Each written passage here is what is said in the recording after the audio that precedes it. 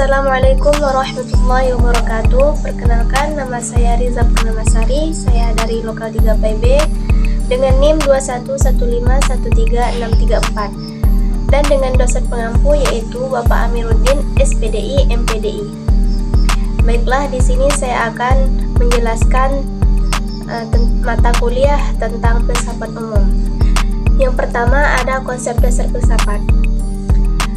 Pengertian filsafat adalah sebuah proses mencari kebenaran terhadap segala yang ada, baik yang sifatnya materi maupun immateri, dengan cara yang bersungguh-sungguh, melalui alat fikir yang sistematis, kritis, logis, universal, serta tuntas sampai ke akar-akarnya, atau disebut dengan radikal, sehingga pada akhirnya dapat dimanfaatkan untuk membantu manusia dalam menyelesaikan permasalahan yang ada di dalam kehidupan manusia.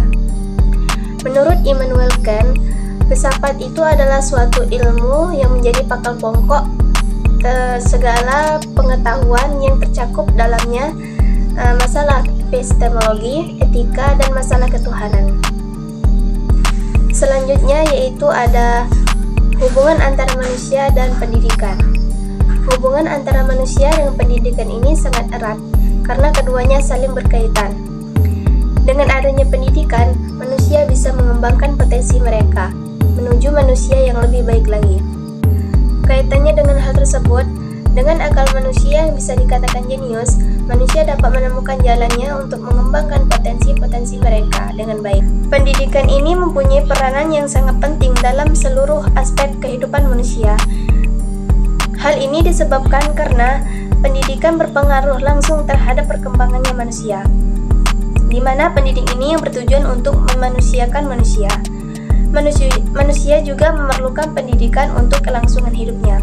Jadi, fungsi pendidikan ini adalah mengupayakan penumbuhan potensi dasar yang dimilikinya, sehingga bisa memelihara, mengembangkan, dan meningkatkan budaya dan lingkungan di sekitarnya, serta membantu dalam mengoptimalkan hasil interaksi potensi yang dimilikinya dengan budaya yang berkembang sehingga tercipta kepribadian manusia yang utama.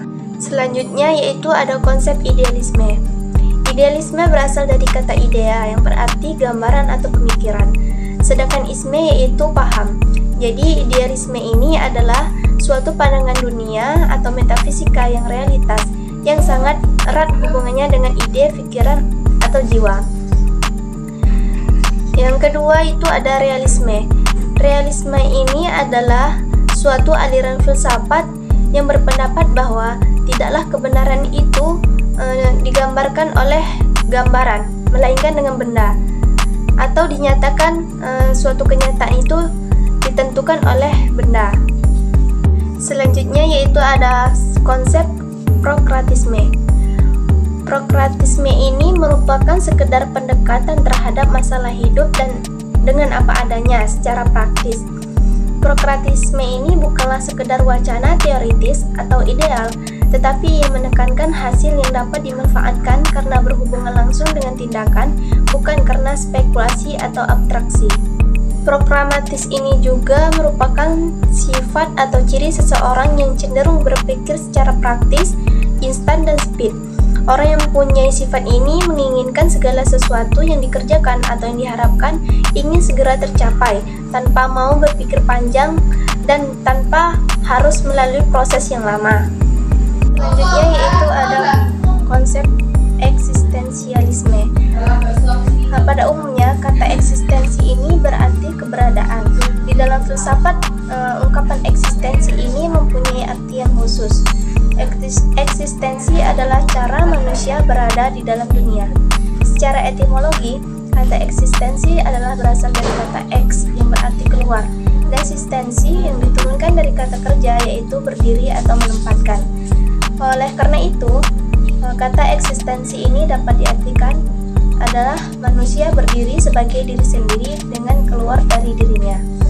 Selanjutnya yaitu ada prokrepisme. Prokrepisme ini berasal dari kata progres yang memiliki arti kemajuan. Prokrepisme ini merupakan suatu aliran yang menekankan bahwa pendidikan bukan hanya sekedar pemberi pengetahuan kepada peserta didik, tetapi hendaklah berisi aktivitas-aktivitas yang mengarah kepada pelatihan kemampuan berpikir kepada mereka sedemikian rupa sehingga mereka dapat berpikir secara sistematis melalui cara ilmiah yang analisis. Selanjutnya yaitu ada konsep paranialisme. Paranialisme ini berasal dari kata dasar paranial dan mendapatkan imbuhan isme. Paranial ini sendiri memiliki arti yaitu kekal atau abadi. Dari kata itu dapat kita pahami bahwa paranialisme ini adalah suatu paham yang berpegang pada nilai-nilai dan norma-norma yang bersifat kekal dan abadi. Selanjutnya yaitu ada aliran esensialisme. Esensialisme ini adalah pendidikan yang didasarkan kepada nilai-nilai kebudayaan yang telah ada sejak awal peradaban umat manusia. Esensialisme ini muncul pada zaman Renaissance dengan ciri-ciri utama yang berbeda dengan progresisme. Perbedaannya yang utama ialah dalam memberikan dasar berpijak pada pendidikan yang penuh fleksibilitas, di mana serta terbuka untuk perubahan, toleran dan tidak ada keterkaitan dengan doktrin tertentu. Selanjutnya yaitu ada aliran konstruksionalisme. Merupakan suatu aliran yang berusaha merombak tata susunan lama dengan membangun tata susunan hidup kebudayaan yang bercorak modern.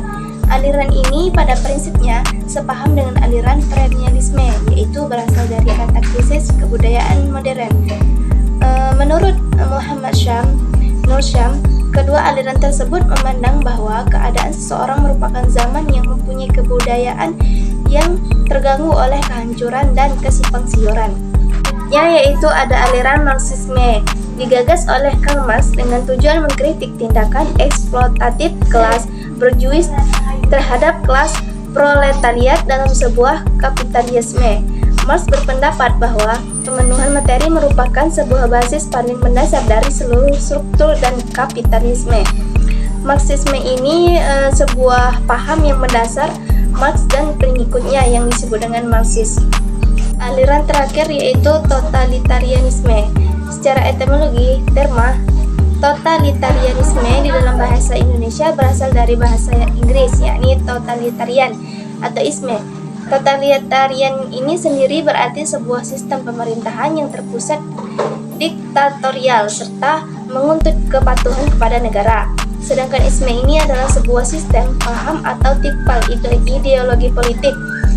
Jadi dapat diartikan bahwa aliran ini sebagai sebuah sistem sosial politis yang ditandai campur tangan secara alim oleh negara, secara lalim oleh negara yang bersifat otoriter dan birokratis dalam kehidupan masyarakat oleh individu-individu.